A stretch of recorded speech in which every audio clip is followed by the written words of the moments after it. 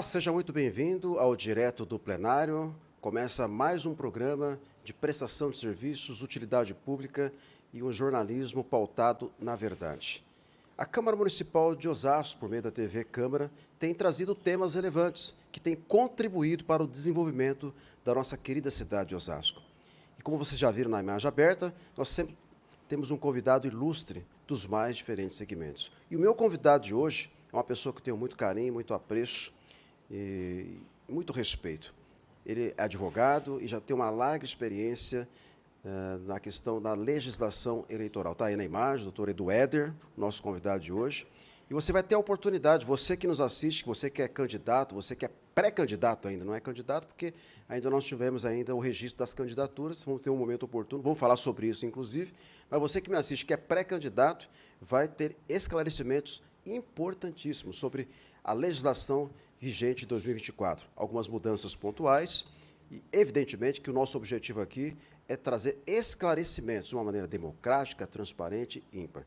A TV Câmara Osasco, ao longo desses últimos meses, tem trazido jornalismo responsável e as nossas mídias sociais estão movimentadíssimas. Nosso canal no YouTube, TV Câmara Osasco, você pode se inscrever, você pode ativar as notificações para seguir todo o nosso conteúdo. No Facebook, a mesma coisa, TV Câmara Osasco. Siga, curta, comente, compartilhe. E o nosso Instagram, Câmara Municipal de Osasco, inclusive nós temos muitos stories, muitas publicações, você pode seguir a nossa página no Instagram e compartilhar o nosso conteúdo. Mas, por favor, nós estamos aqui para servi-los. Esse é o papel da Câmara Municipal de Osasco. Servir a cada um de vocês. Eu agradeço o nosso presidente Carbono pela confiança, pela reciprocidade. É por meio dele que eu agradeço todos os funcionários dessa casa, os vereadores, porque sem eles nós não produzimos conteúdo e eu tenho certeza absoluta que você já está curtindo e compartilhando. Doutor Edu Éder, seja muito bem-vindo ao Direto do Plenário aqui na Câmara Municipal de Osasco. Muito obrigado, Roberto. Um prazer estar aqui, viu? Um privilégio. Agradeço o convite aí, você, o pessoal da TV Câmara, toda a sua estrutura, o pessoal da comunicação, o presidente Carmônio, né? Muito obrigado aí pelo convite. Estamos à disposição, tá bom? Vamos tentar esclarecer alguns pontos aí, algumas novidades para essa eleição 2024, que interessa para a gente, né? Eleição municipal que envolve a cidade, né? Então, estamos aí, estamos à disposição. Exatamente. Não vamos perder tempo, vamos direto ao assunto, que eu tenho certeza que você que nos assiste nesse momento já está comentando, já está curtindo, já está compartilhando, porque as informações são de extrema relevância. Vamos começar pelo Poder Executivo. E vamos usar Osasco como exemplo, porque é uma cidade pujante, é uma referência aqui para a nossa região. E nós temos hoje o prefeito Rogério Lins no seu segundo mandato. E isso, estou usando o Rogério porque ele é referência para as outras prefeituras do Brasil. Ele está no seu segundo mandato, foi reeleito, assim como aconteceu com o Furlan, Marcos Neves e tantos outros prefeitos de várias partes do Brasil. Estou situando aqui a região oeste de São Paulo, para você que nos assiste, porque é mais segmentado. O Rogério pode ser candidato novamente a prefeito ou encerra esse ciclo? Na realidade, a legislação não permite, né? Ela só permite uma recondução, né? Uma reeleição, e ele tendo sido reeleito, ocupando 2 mandatos consecutivos, ele não pode participar de um terceiro mandato, né?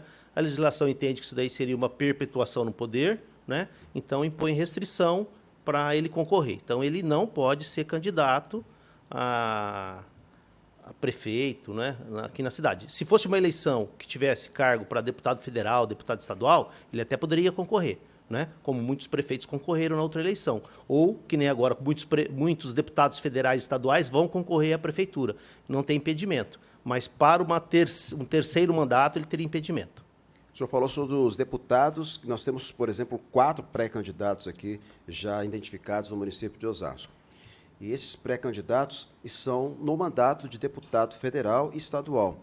Para eles concorrerem ao pleito da candidatura no município a prefeito, quais são os critérios que têm que ser utilizados para esse licenciado do cargo concorrer à eleição? Na realidade, não existe nenhuma exigência. Ele vai concorrer como um cidadão normal, esquece que ele é deputado. Ele pode continuar exercendo o mandato dele de deputado e concorrer ao cargo, não sofrer, e se perder a eleição, não sofre nenhuma penalidade no cargo dele de deputado. Não tem nada, não perde cargo, não acontece nada. ele vai concorrer à eleição normal sem precisar se desincompatibilizar do cargo. Ele pode continuar exercendo lá o mandato dele e ser candidato aqui. Logicamente que muitos, né, pedem um afastamento, que é para poder administrar melhor a sua campanha, tudo mais, mas a legislação não obriga. Ele pode continuar exercendo o mandato de deputado e ser candidato que no caso aqui é a prefeito, né, concorrer à prefeitura. Só que tem um problema, ele não pode usar o cargo dele de deputado para fazer campanha como se fosse candidato a prefeito. Né? Então, tem que separar bem as coisas. Né? Ele pode continuar exercendo o mandato de deputado e pode fazer a campanha dele na candidatura à prefeitura, né? Sem usar o cargo de deputado para fazer campanha, que aí tem um impedimento, corre risco até de ser impugnado, né? Sofrer uma ação e tudo mais. Então, vamos lá. Para você que nos assiste agora nesse momento, tem pré-candidatos que são deputados estaduais e federais. Esses candidatos podem concorrer ao cargo normalmente, como o doutor acabou de nos informar. Porém, tem um outro detalhe, ele não precisa se licenciar do cargo. Aproveitando a oportunidade, eu pergunto, nós temos alguns suplentes que ficam ali esperando exatamente esse momento. Sai candidato, sai candidato, sai candidato, ganha eleição, porque ele quer, evidentemente, assumir esse cargo de deputado federal. E temos alguns suplentes. A nível Brasil, aqui em Osasco, nós temos, inclusive, um também, que já fez parte desse parlamento, já foi presidente dessa casa. Um grande abraço ao nosso querido Ribamar Silva. E, vamos lá, ele é suplente de um candidato, por exemplo, que vai concorrer ao pleito, ok? Ele não se licenciando do cargo, o Riba, por exemplo, não pode assumir o cargo dele de deputado, a não ser que ele ganhe a eleição, é isso? Isso, exato. Ele ganhando a eleição, e aí quando ele tomar posse na eleição, né, ele tem que se demitir, vamos dizer assim, né, do cargo de deputado, porque senão ele não pode tomar posse como prefeito. Aí, a partir desse momento, é convocado o primeiro suplente. Né? Ou também, no caso, se ele se desincompatibilizar ou pedir a licença, né, vamos ser o termo técnico, ele pedir licença do cargo para concorrer, e se essa licença for mais de 30 dias, aí o primeiro suplente também é convocado para ocupar o lugar dele, enquanto ele tiver de licença. Né? Agora, definitivamente, só se ele for eleito mesmo, e não quando for diplomado ou quando for eleito, quando ele realmente assumir o cargo. Aí sim ele tem que sair do cargo de deputado para poder assumir o cargo de prefeito. Eu fico imaginando como é que está, nesse momento, você que nos acompanha, que é pré-candidato, ou que já, de certa forma, como o doutor mesmo disse, né, espera que tenha êxito, né, para que ele possa assumir esse cargo. Então, eu imagino que os parlamentos a nível Brasil estão bem movimentados, bem agitados. Bom, já falamos que o deputado ele pode concorrer ao cargo normalmente, sem precisar se licenciar do cargo. Vamos lá. Estamos numa prefeitura e temos alguns secretários que ocupam cargos do primeiro escalão. Esses secretários, para concorrer a um pleito, por exemplo, a candidatura a vereador, ou de repente até mesmo a prefeito, ele é do primeiro escalão, ele é um funcionário público. Ele também precisa se licenciar do cargo, e se licenciar, qual o período, qual a data que ele tem que sair para concorrer a um pleito, seja na esfera legislativa ou executiva? Vamos lá. Assim, aqui com relação a esses secretários, que, em regra, né, são servidores comissionados, eles ocupam um cargo comissionado. Então, nesse caso, eles não se licenciam, né? Eles se desincompatibilizam, têm que sair do cargo. Né? Ele não pede a licença para concorrer e depois, se perder, voltar para o cargo. Ele é exonerado, Ele é exonerado, ele tem que ser exonerado do cargo. Né? Então, o que acontece? O secretário ele tem que se desincompatibilizar. Se ele for concorrer ao cargo de vereador, ele tem que se desincompatibilizar com 6 meses, antes da eleição. Né? Se ele concorrer ao cargo de vereador. A eleição é em outubro, é isso? Outubro, 5 de outubro. Né? Então ele tem que sair agora Tem que sair agora. Em janeiro já? Não, em abril. Na janela. 6 meses. Janela. 6 meses antes, abril. Né? 6 meses antes. Se ele for concorrer ao cargo de prefeito ou vice, ele tem que se desincompatibilizar com 4 meses. Ah, então tem essa diferença. Tem uma diferença. Né?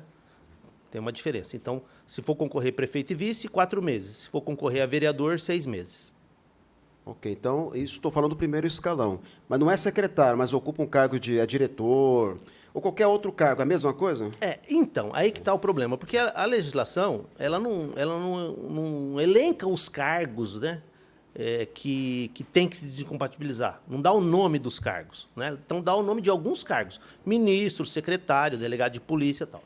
Mas tem muito cargo que não fica só no seguinte, cargos na administração que têm poder de direção, né? Então, tem essa designação. Então, você vai ver se o cargo que a pessoa ocupa está dentro daquela descrição, né? Porque a lei não dá todos os cargos, né? Cargo de secretário de Câmara Municipal, diretor jurídico da empresa municipal, tal. Não tem isso daí. Então, a legislação coloca lá quais são os cargos que precisa desincompatibilizar, né? Então, servidores de cargos em comissão, pronto. Então, esses daí são todos servidores de cargo e comissão. Se não se enquadrar em nenhum outro cargo, se não se enquadrar lá secretário, se não se enquadrar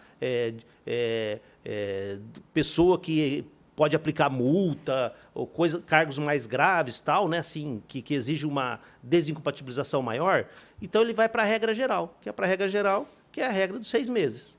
Né? É isso. Tem até uma medida preventiva, até para evitar qualquer tipo de situação que possa impactar juridicamente na sua campanha, ele acaba, por prevenção, saindo mesmo aos 6 meses. É que assim, o né? que acontece? A gente tem uma lista, o próprio Tribunal Superior Eleitoral publica isso, com base em julgados do tribunal. Né? Fala, olha, já teve esse questionamento aqui, policial militar, no processo tal, alguém entrou com uma impugnação contra o policial militar porque ele não se desincompatibilizou do cargo. E nesse caso, a Justiça Eleitoral entendeu que ele tinha que se desincompatibilizar com 4 meses. Mas não é essa a resposta, né? Mas só dando um exemplo. Ele tinha que se desincompatibilizar com 4 meses. Então, isso ficou lá, né? Porque num caso envolvendo um policial, foi 4 meses. Então, publica uma lista dos casos, dos cargos que foram questionados e do prazo que a Justiça Eleitoral exigiu. Então, a gente faz uma lista, né? Sei lá, tem 100, 200 cargos, 100 denominações de cargo, porque cada prefeitura ou cada Câmara, às vezes, adota uma denominação. E você não vai achar essa denominação na legislação. Né? Aí você tem que ver a atribuição do cargo. Que cargo que é esse? É de direção? O cargo é de comando? O cargo é simples? É só cargo comissionado, sem poder nenhum? Então, você vê qual é a atribuição do cargo e procura nessa tabela do tribunal, onde tem lá uma regra. Mas a lei é isso, 4 meses, 6 meses. Né? Os partidos políticos geralmente realizam alguns cursos para ajudar os candidatos a ter um esclarecimento sobre o que pode, o que não pode, a nova legislação. Inclusive, nós estamos aqui falando sobre isso para dar esclarecimento. Mas os partidos políticos, muitos deles agora vão até mudar de nome, vão fazer composição, vão juntar. Enfim, tem uma série de mudanças que ocorrem dentro do próprio partido. E o pré-candidato ele fica confuso, né, com relação a isso. Ele não sabe exatamente se o partido é de direita, se é de esquerda, se é de centro, qual a questão ideológica, uma vez que faz uma composição. E como o partido está preocupado, na verdade, em eleger, na verdade, ele quer que tenha candidatos ali para representá-lo, seja em qual esfera for. Os pré-candidatos, depois oficialmente os candidatos, quando eles se oficializam, né, e já têm a candidatura pronta para disputar, né, com todo o esclarecimento que o partido político coloca para que ele possa concorrer ao pleito. Uma vez que ele trocou de partido, nós temos a janela que é em abril. Então, vamos lá, tem partidos aí que estão ainda nessa composição de juntar para fazer um único partido, uma única questão ideológica. Esse candidato, depois que trocou de partido, ou depois que ingressou no partido, porque tem aqueles que trocam e tem aqueles que ingressam no partido, não era de partido nenhum.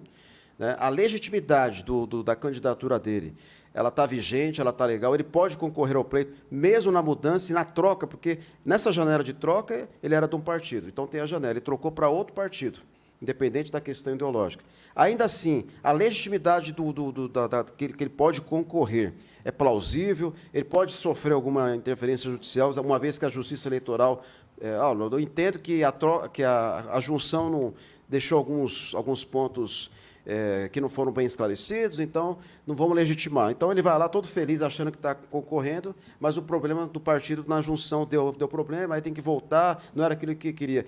Como é que fica a situação na cabeça do candidato? Porque está acontecendo isso agora, né? Então, mas o que acontece? A própria legislação, ela previu isso. Né? Então, vamos lá. Então, o primeiro critério, um critério para ser candidato. O eleitor ou o pré-candidato que queira concorrer, ele tem que estar filiado a um partido político há pelo menos 6 meses antes da eleição. Então, ele tem que estar filiado a um partido político pelo menos 6 meses antes da eleição. Então, o prazo disso aí é 5 de abril, aí ele tem que estar filiado. Tá certo? depois disso, ele pode até trocar de partido. O sistema aceita ele mudar de partido. Mesmo depois da janela? Só que aí ele não vai preencher o requisito de estar afiliado há 6 meses no partido. Então ele pode mudar. O sistema aceita Mas a aí, filiação. mas aí não está legítimo para Só concorrer. que aí ele não preenche um requisito, que é ter 6 meses de filiação no partido pelo qual ele vai concorrer. Pois bem, só que também a legislação prevê o seguinte, é possível, nós não temos mais a coligação para os cargos proporcionais. Então, por exemplo aqui, eleição municipal. Para cargo de vereador, nós não temos mais coligação.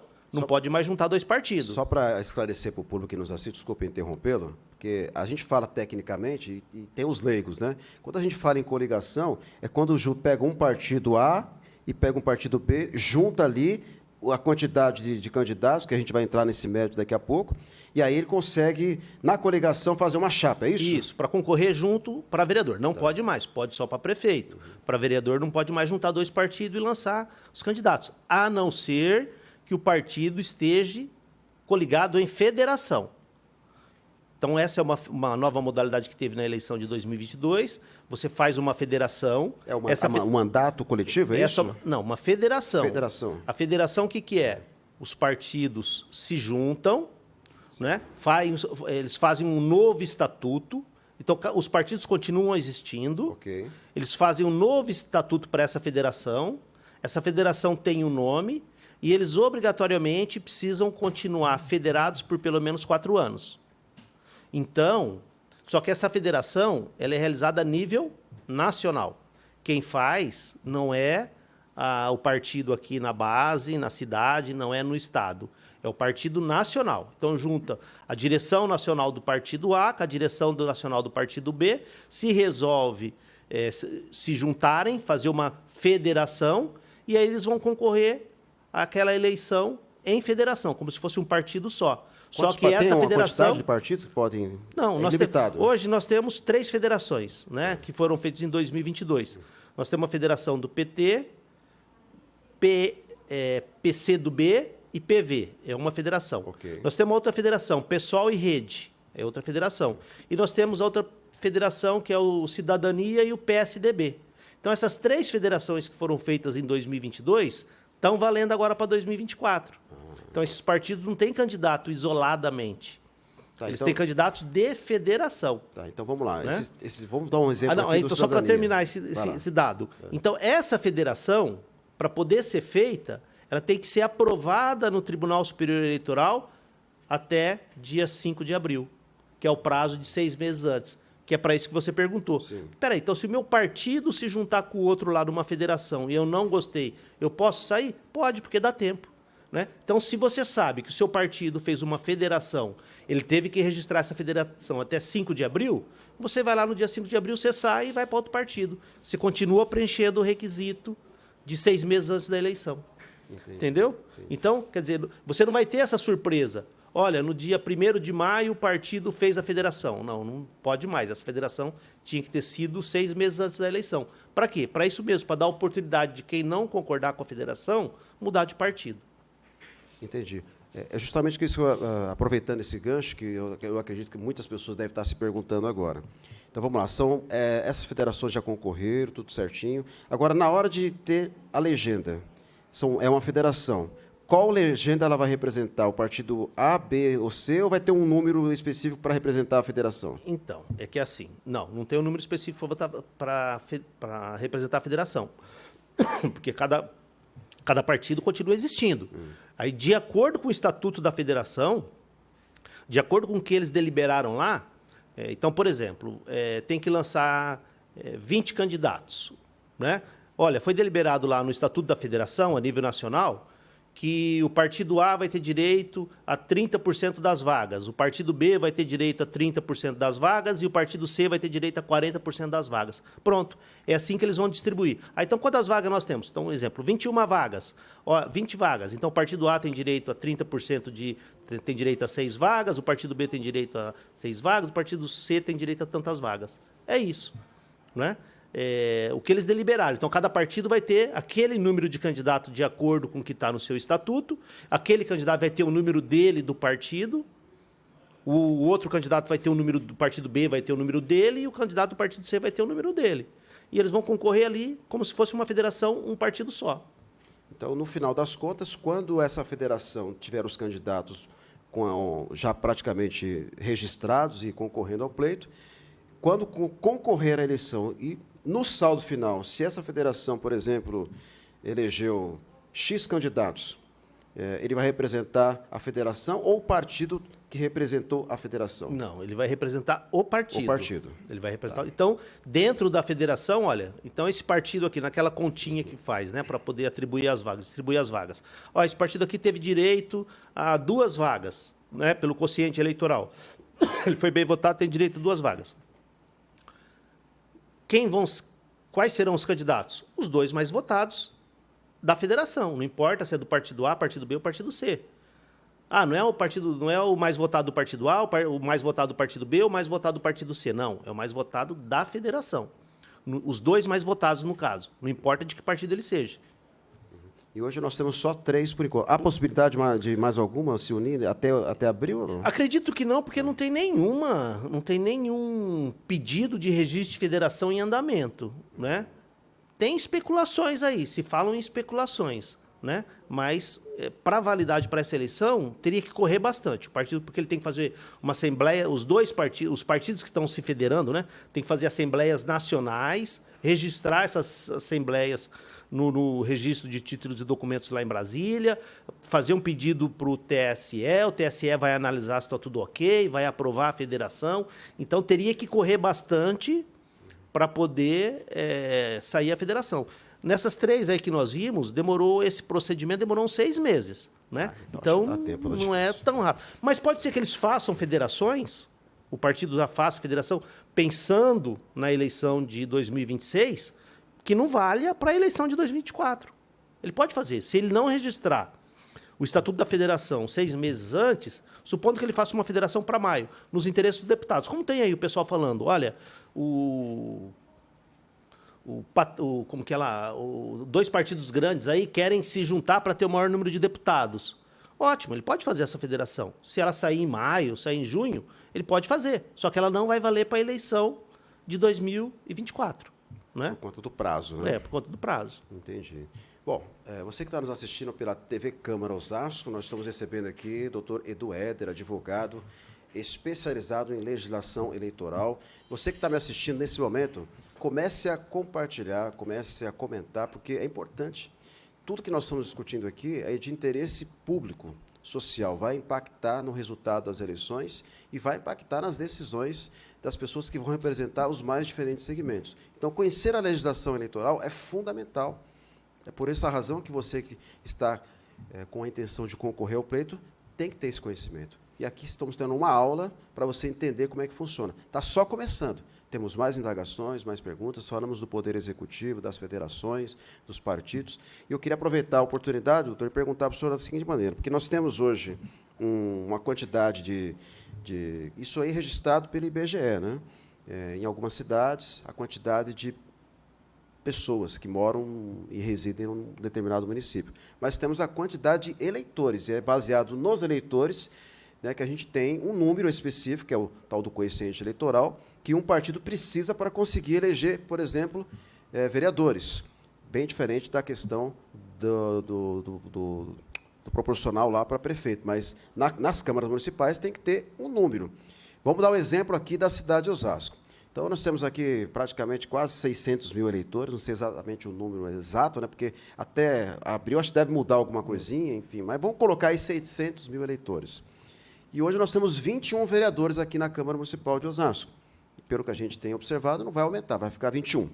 Tendo 21 vereadores, então nós temos um partido lá que são 22 candidatos, é isso que pode lançar? Isso. Um partido político. Então, vamos lá, 22 candidatos. Qual é o número exato, né, baseado na quantidade de eleitores, que um partido político precisa para eleger um vereador? Roberto, essa questão a gente só vai saber quando a gente tiver um número exato de votos válidos dados na eleição. Por quê? Porque a regra é a seguinte: você pega os votos válidos dados para vereadores esquece prefeito. A votação majoritária não interfere na votação proporcional. Então, você pega os votos que foram dados para todos os vereadores. Você pega os votos que foram dados para partidos. Porque tem gente que vota na sigla, não vota no vereador. Verdade. O vereador são 5 números, né? Então, 0, 1, 2, 3, 4, 5. Aí tem gente que vota só no 01. Vou votar no partido 01, não vou votar no vereador inteiro. Então, aquele voto vai para o partido. É considerado voto válido também. Então, você tem voto válido para o partido e voto válido para os vereadores. Então, você soma todos esses votos válidos. Você vai tirar, né, você não aproveita aqueles votos em branco, os votos nulos. Né? Então, você só aproveita os votos que foram dados para candidatos e os votos dados para os partidos. Aí você soma esses votos. Olha, nós tivemos aqui, então, em Osasco, 210 mil votos válidos. Votos que foram dados para candidatos, votos que foram dados para partidos. 210 mil. Quantas cadeiras estão em disputa? 21. Então, você divide o número de votos válidos pelo número de cadeiras. Então, 210 mil votos válidos por 21 cadeiras são 10 mil votos. Então, cada partido que tiver atingido 10 mil votos, ele vai ter direito a ocupar uma cadeira. Aí o mais votado desse partido, ou o mais votado da federação, vai ter direito a essa cadeira, porque o partido atingiu o quociente eleitoral. Né? Então, essa é a regra. Pegar o número de votos válidos. Logicamente que a gente tem uma projeção, né? De eleição para eleição, você tem uma projeção, né? de quanto pode subir o número de votos válidos, quanto pode ficar. Você tem mais ou menos uma projeção. Para essa eleição, a gente tem uma dificuldade para fazer essa projeção. Por quê? Porque diminui o número de candidato. Antigamente, você poderia ter até 150% do número de vagas para concorrer. Então, para essa eleição, não tem coligação e diminui o número de candidatos. Então, cada partido vai poder lançar um candidato a mais do que as cadeiras em disputa. Então, nós vamos ter muito menos candidato que nas eleições passadas. É o cenário de 2012, por exemplo, né? Exatamente. Voltou ao cenário antigo, já existia esse cenário. Né? Exatamente. Ele não é uma novidade, a gente já conhece ele. É que, como os partidos políticos, o Congresso Nacional, ele é representativo e ele decide aquilo que pode e o que não pode, né? Evidentemente, os partidos eles têm os seus interesses. Inclusive o próprio fundo partidário, que a gente vai comentar isso depois. Sim, sim. Bom, estamos falando sobre a questão do poder legislativo. Ele deu um número aqui que, obviamente, pode ser modificado de acordo com a quantidade de eleitores, a quantidade de votos que serão obtidos na questão proporcional. Mas vamos lá, nós temos em disputa 22 candidatos para ocupar 21 vagas. E o partido político, ele não conseguiu atingir o quociente eleitoral. Então, vamos lá, se deu um número aqui, por exemplo, não consegui chegar nos 10 mil. Bateu na trave, fez lá 9 mil alguma coisa e não conseguiu. E vamos supor que boa parte dos partidos não tenham conseguido chegar nesse número. Como é que fica? Pô, não consegui. Vamos colocar, de todos os partidos que estão concorrendo, só 3 conseguiram bater lá e não preencher o número de cadeiras aqui no Parlamento osasquense. Aí fica lá uma sobra lá de cadeiras.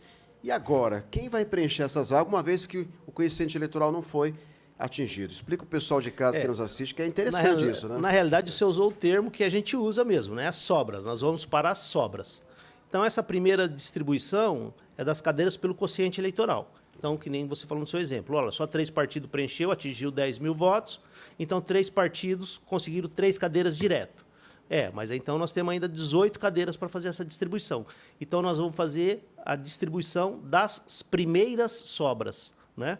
São as primeiras sobras. Por que a primeira sobra? Porque para essas sobras, hoje, tem um requisito, que só vai poder participar dessa distribuição o partido que tiver atingido 80% do quociente eleitoral. Então, por exemplo, era 10 mil, ele não atingiu 10 mil, mas ele atingiu 8 mil. Então, se ele atingiu 8 mil, ele vai participar dessa sobra, 80%. Então, só vai participar dessa primeira distribuição de sobra o partido que tiver atingido 80% do quociente eleitoral, mas com outro requisito, desde que o candidato dele se ele tiver direito a essa vaga, o candidato dele tenha 20% desse quociente eleitoral.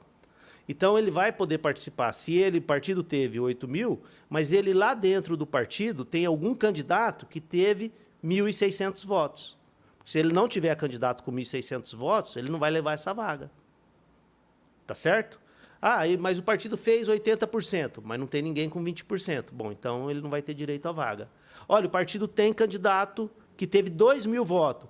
Mas o partido só fez 7.000 votos. Bom, então ele não vai participar dessa primeira sobra, porque ele tem que ter 80%. E aí agora nós temos uma novidade. Por quê? Porque pela lei de 2022, pela regra de 2022, bom, então vamos lá. Fizemos essa primeira quociente eleitoral, agora essa segunda, que é a primeira sobra, com 80% do candidato e candidato com 20%, ainda assim sobrou vaga. Não preencheu todas. Então nós vamos para a segunda etapa de distribuição das sobras, né? Seria a terceira etapa de distribuição das cadeiras, mas a segunda etapa das sobras, que a gente chama de sobra da sobra. Só que hoje, pela regra, para participar dessa segunda etapa das sobras, o partido tem que ter 80%, continua tendo que ter 80%, só que não precisa ter mais os 20%, o requisito dos 20% para os seus candidatos. Então, vamos distribuir as vagas que estão sobrando entre os partidos que tiveram 80% da sobra. Pois bem, mas por que tem novidade? Porque 3 partidos políticos entenderam que isso daí seria uma restrição. Não poderia ter essa restrição nessa última etapa. Teria que participar todo mundo, todos os partidos, independentemente de ter 80% ou não. E eles entraram com 3 adins lá no Supremo Tribunal Federal, que está em julgamento. E já tem 4 votos favoráveis. 4 votos favoráveis, né? Para quê? Para realmente, nessa terceira distribuição das sobras, não considerar que o partido tem que ter 80%. Vai participar. Teve a primeira do quociente eleitoral. Teve a segunda exigindo 80% das sobras com 20% do candidato. Na terceira sobra, não vai exigir mais nada. Nem 80% do partido, nem 20% do candidato. Vai participar todo mundo. Então, já tem 4 votos favoráveis nesse sentido. Eu acho que vai acabar prevalecendo esse entendimento. Inclusive, a discussão lá está para saber se essa regra vai retroagir para a eleição de 2022, vai ter que refazer a distribuição das vagas para 2022, ou se ela vai valer só para 2024. Né? Então, a discussão maior vai estar nisso daí. Tem desses 4 votos, 3 são para que ela retroaja para 2022 e um que não. E um que ela só passa a valer para 2024. Né? Então, esse julgamento vai continuar em fevereiro. Né? Então, em fevereiro, nós vamos ter a definição disso daí. Como que vai ser essa terceira distribuição de vagas, né? A sobra das sobras. Se vai precisar dos 80%, se vai precisar dos 20% do candidato. Né? Eu fico imaginando você que está nos assistindo em casa, que é pré-candidato, torcendo para que tenha essa distribuição mais coerente, né? Para que todos possam concorrer e a disputa fica mais democrática. Afinal de contas, vai ser difícil os partidos conseguirem chegar no quociente eleitoral, porque diminuiu a quantidade, você aumenta a competitividade, e isso é uma dificuldade tremenda. Já, na última, você teve sobra de candidatos, né? Sobraram candidatos, podiam colocar, até preencher mais. Agora não, agora tem que ser qualificados os candidatos. Né? Mas, Roberto, isso daí também entra numa contradição. Os próprios partidos, quer dizer, os próprios partidos entraram com a ação para fazer isso daí. Só que os próprios partidos votaram aquela questão para tentar aniquilar os nanicos. Sim, então, isso daí foi uma forma para tentar barrar os partidos pequenos. Então, ele faz uma legislação para exigir quociente eleitoral, quociente partidário, para tentar barrar os partidos pequenos, né? Ou não tem aqueles puxador de voto num partido pequeno. Se eles fazem isso, e aí agora entra com uma ação para exigir que todo mundo participe, quer dizer, então fica meio incoerente isso daí, né? Quer dizer, então não vai ter a regra de restrição aos partidos? Entendeu? Essa que é a questão. Fica uma questão contraditória e os políticos eles confundem, né, a sociedade, porque a sociedade que é a principal responsável em querer escolher os seus representantes, fica nessa. Às vezes eles votam num candidato, esse candidato não tem absolutamente chance nenhuma, né, porque muitas das vezes, eu vou entrar nesse mérito agora da questão das cotas, que exige uma participação das mulheres, o que é muito importante. Você, mulher que nos assiste, que também é pré-candidata, fique atenta, porque agora a gente vai ter um esclarecimento muito importante, porque na maioria das eleições anteriores, a mulher ela só entrava para preencher a tal da cota. Não tinha aquela disputa mais contundente, mas a legislação exige que tenha uma quantidade de mulheres. E as mulheres, infelizmente, ainda têm um desinteresse pela política. Isso é notório, né? Inclusive, você vê os parlamentos, a maioria de homens. Isso não é por conta... às vezes eu falo assim, é o machismo, não sei o quê. É que, infelizmente, as próprias mulheres não têm esse interesse. Eu acho que os próprios partidos também não fazem campanhas suficientes para atingir esse público feminino, que é muito importante. Hoje, a Câmara Municipal de Osasco, nós temos 4 mulheres. É um fato inédito, né? Um fato raro. Né? Mulheres que são representativas, atuantes, mas, infelizmente, se você pegar em outros parlamentos, tem pouquíssimas mulheres. Então, para você que nos assiste agora, eu queria que o doutor nos explicasse se mudou a regra com relação ao número de mulheres nos partidos, a regra continua a mesma, tem que preencher lá um requisito, tem que ter um número de mulheres X para conseguir oficializar a candidatura, seja a federação, seja o partido. Como é que está a situação das mulheres? Vamos lá.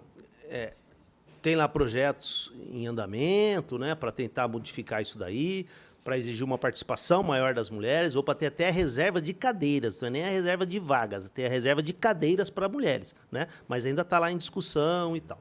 Mas para essa eleição, o que está valendo é o seguinte, é a regra dos 30%. Então, o partido tem que ter 30% de mulheres. Eu, como atuo, né, nessa orientação para partido, na formação de chapa, registro de candidatura, eu vejo a dificuldade que é para os partidos para tentar trazer mulheres. É uma dificuldade mesmo, porque elas não querem participar. Talvez seja porque elas vejam esse lado, né? Ah, isso daí é só coisa de homem, só fica neles, o dinheiro só vai para eles. Então, está mudando isso daí, né? E já tem participação. Agora, com essa questão da destinação do fundo partidário, né, do fundo eleitoral, um percentual que tem que ir para as mulheres. Então, isso daí já ajuda bastante, porque ela vai se candidatar sabendo que ela vai ter condição de receber alguma coisa, né? Porque a lei já obriga que ela receba.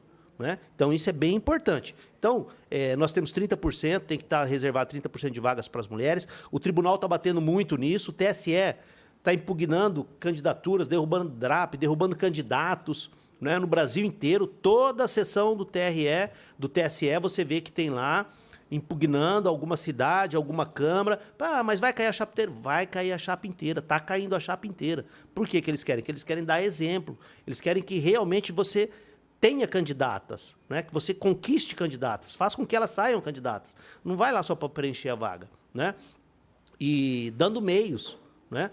E nós vemos lá, só ver os julgados do TSE, você acompanha, as sessões são públicas, casos que, por que derrubou a chapa? Olha, a candidata que saiu teve 1, 2 votos, não fez campanha, a prestação de contas dela está zerada, não recebeu nada, não gastou nada com propaganda, não tem nenhum santinho, né? Teve nada. O que é isso? É candidato laranja, está na cara. Né? Candidata que o irmão candidato se elegeu, a irmã saiu também, a mãe saiu. Como pode? Numa família, quer dizer, só o irmão que se elegeu, que já era tal, mas saiu também a mãe, saiu a irmã, saiu o cunhado. Como pode? Está na cara que isso daí é uma fraude. E o tribunal está pegando muito nisso. Então, 30% das vagas tem que ser reservada à cota de gênero. Quer dizer, não quer dizer que 30% são das mulheres. 30% é a cota de gênero. Tanto é que também uma chapa não pode ter só mulher. Né? Não pode sair uma chapa só com 22 mulheres, a lei não permite. Se for sair uma chapa só com 22 mulheres, 30% tem que ser do gênero masculino. Então vale para os dois. Tem que reservar, vale para os dois. Tanto é que não fala isso, né? Na legislação, não fala, olha, 30% das vagas reservadas para mulher. Não fala mulher, é para gênero. 70% tem que ser de um gênero, 30% do outro gênero. Então não importa se 70% é mulher, 30% é homem. Né? Pode ser. É difícil a gente ver isso, por conta da participação das mulheres. Mas é isso que acontece. Agora, uma novidade, que é uma problemática, né, vamos dizer assim. Nas federações, esse 30% é por partido. Então, um exemplo que nós demos aí. Nós temos uma federação PSOL, PT e PV. Esses partidos vão lançar candidatos, os 30% de mulheres é por partido. Então vai para 90. Não. É por partido. Então, por exemplo, o PV vai lançar 2 candidatos. Certo. Ele tem que lançar um homem e uma mulher. Ah, tá. Tem que ser 30% ali, no partido. Sei. O PCdoB vai lançar candidato.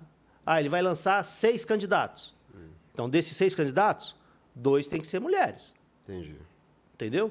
Então, não é... mas o PT, então, vai lançar 14 candidatos, vai lançar 14 mulheres. Ou vai lançar 14 homens. Não pode lançar 14 homens.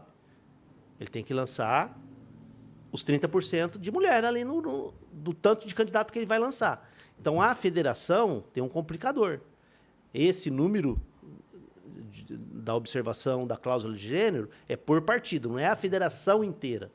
Entendi. Olha, bem esclarecido. É bem complicado. Nós somos...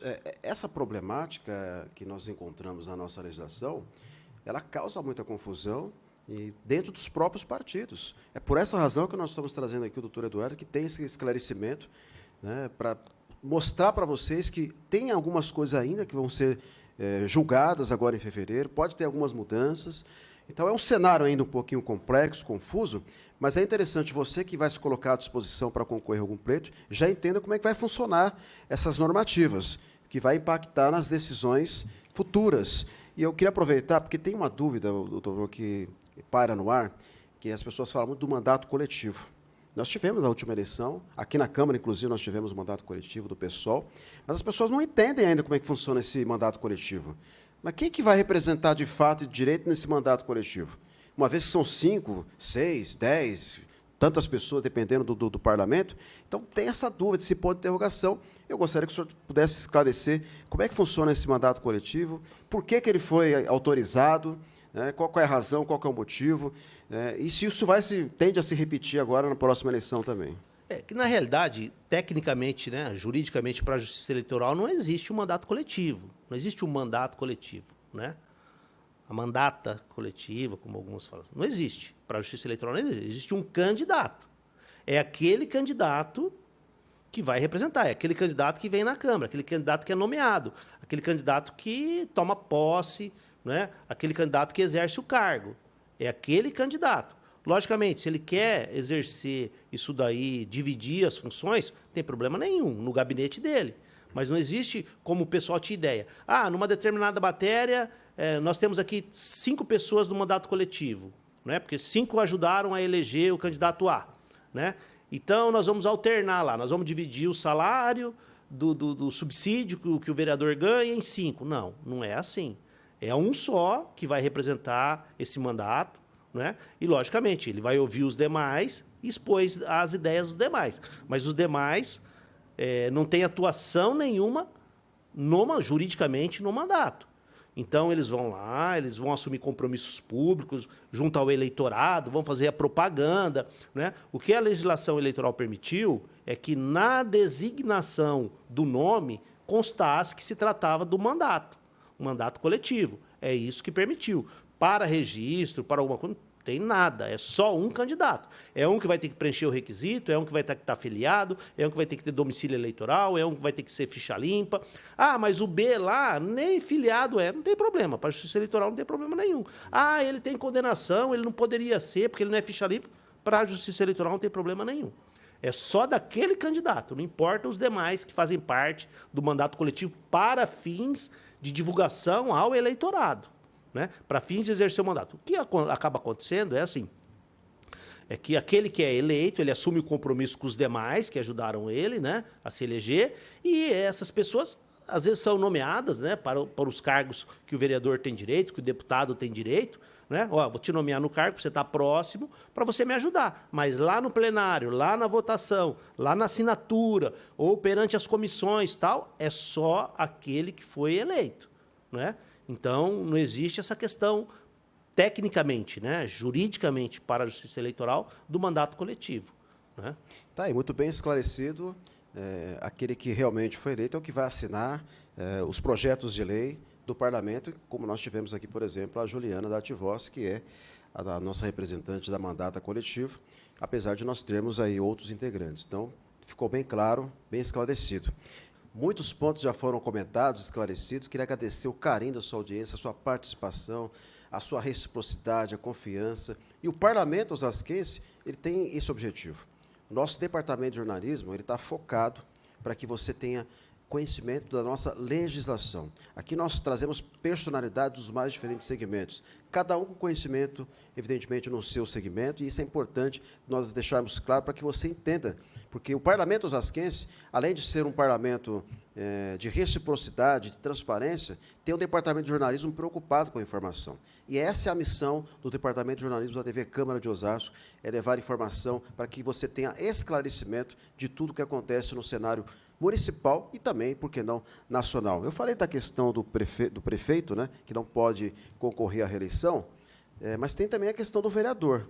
Né? Nós temos vereadores aí de alguns mandatos, né, já tivemos aqui na Câmara vereadores com muitos mandatos.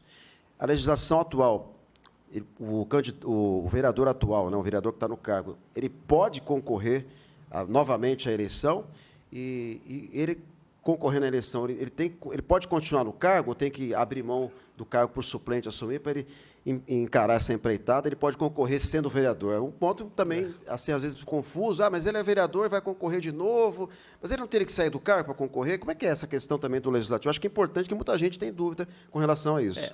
A regra nossa, né, da legislação para aqueles que concorrem por cargos no legislativo, deputado federal, estadual, vereador, eles não precisam sair do cargo para concorrer, né?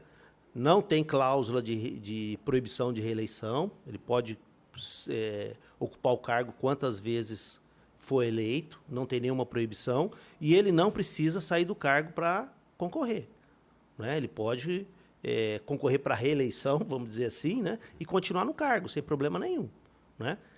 O grande cuidado é esse, é não misturar o mandato com a campanha, que é esse o grande cuidado que a gente sempre orienta os nossos clientes, né? Cuidado com o cargo que você ocupa e a campanha. Muito bom. Bom, o nosso tempo chegou ao final, passou muito rápido, né, gente? Tantas informações relevantes, eu teria aqui muito mais perguntas para fazer, mas a gente tem um tempo a cumprir.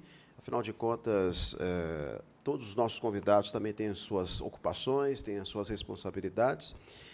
Para finalizar, tem algum ponto que talvez eu não tenha comentado aqui, que o senhor queria comentar, destacar, até para que as pessoas tenham conhecimento da nova legislação? Porque, às vezes, a gente fala de quase tudo, ficou algum ponto vago que o senhor queria... Pô, ele não falou sobre aquele assunto. Tem algum que ficou em aberto que o senhor queria comentar?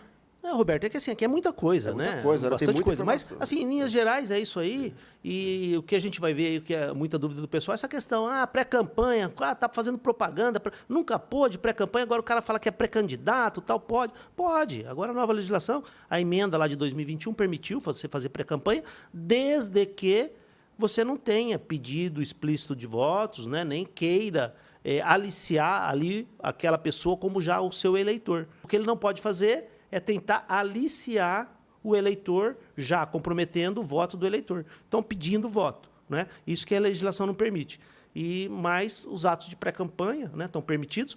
O que está agora na moda, né, e o tribunal vai até fazer uma legislação, tá lá com o prazo das minutas das eleições, estão lá sendo discutidas, né? Até ser discutido por advogados, pelos partidos, para mandar ideia, orientação. Semana que vem nós teremos audiências disso daí lá no TSE, para dar ideias, orientação, para aprimorar a legislação para essa eleição, né?